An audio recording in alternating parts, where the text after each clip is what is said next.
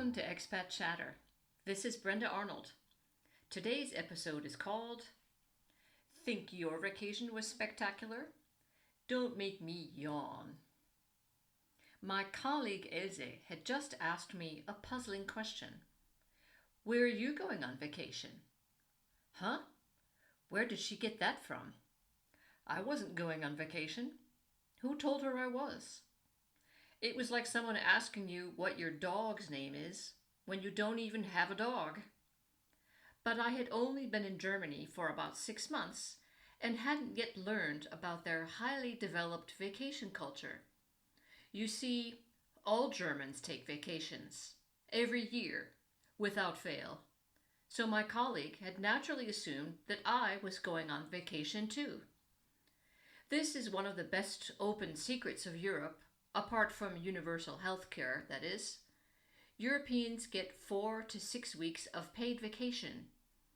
Germans are convinced they would die if they didn't get the opportunity to relax and recharge their batteries.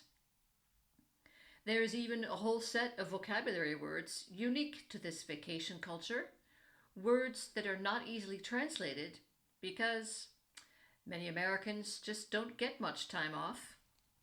Ich brauche Erholung. Code for, boy do I need a vacation. But it sounds better. It implies that the speaker has done a lot of hard work that they have to recuperate from. They deserve this time off. Fernweh. This denotes a longing for going somewhere, anywhere, far away. Contrast this with the fact that most Americans barely manage to make it home for Thanksgiving. And I'm willing to bet that there's more longing for that to be over than for a repeat performance. Brückentag, Bridge Day, for when a bank holiday falls on a Thursday. It's practically an invitation to take the Friday off too, and make a 4-day weekend out of it. Not only do Germans cleverly take advantage of these bridge days, they study the entire calendar year to strategically plan all of their vacation days.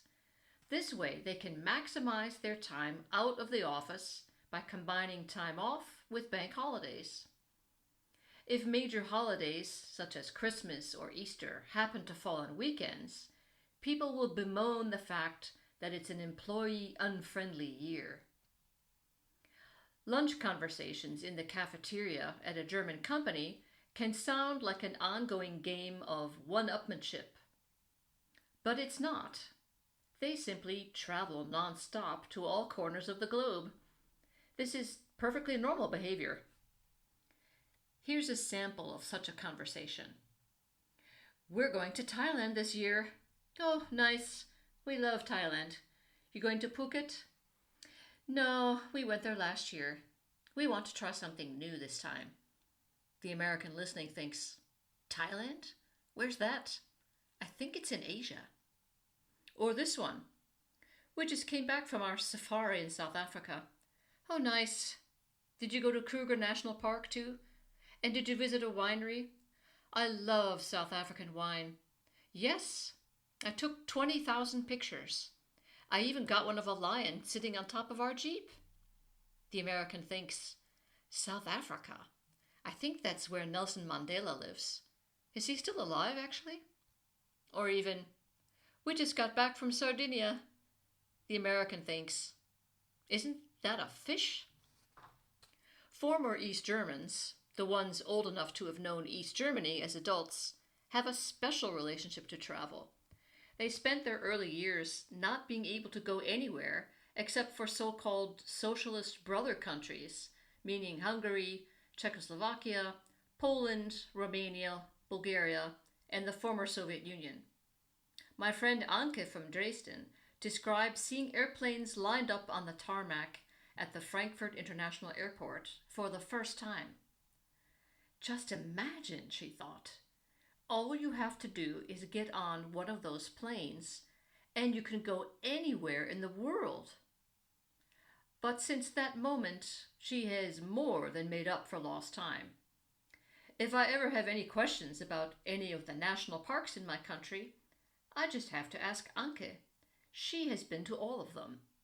She has also ridden a motorcycle across Vietnam, gone snorkeling in Bali, climbed mountains in Laos, and crisscrosses Europe with her camper on a regular basis, including Sardinia. You remember, that fish place. It's not like Americans don't go on vacation at all. They do. But since the country is so big, they don't have to leave it. There's Daytona Beach, Disneyland, Disney World, the Grand Canyon, Yellowstone, and even Dollywood. And yes, that's an amusement park in Tennessee co-owned and named after Dolly Parton. The very adventurous vacationers go to Niagara Falls. This is particularly titillating because you get to go to another country when you cross the Canadian border, but only if you visit the falls on the Canadian side. Out west, at the other end of the country, Americans can also have the thrill of going abroad by driving across the Mexican border. Europeans laugh at the recreations of European cities in Las Vegas or Disney World. But Americans like them because chances are they'll never make it to the real thing. Most people only get 2 weeks vacation, and psychologically, Europe is just too far away. Although in terms of travel time, it is faster to get to Europe from North America than vice versa. That's because when you fly from North America to Europe, you've got the jet stream behind the plane giving it an extra push. But when you fly in the other direction from Europe to North America, you're flying into the jet stream, so it takes about 1 hour longer. This penchant for travel runs deep in Germans' blood. But they can't help it. It's programmed into the geography. Germany is sandwiched in between 9 other countries, making it easy and tempting to go elsewhere, something which they have done with aplomb throughout history. German craftsmen have historically been valued all over Europe. It seems the Made in Germany imprint was prestigious before there even was a Germany.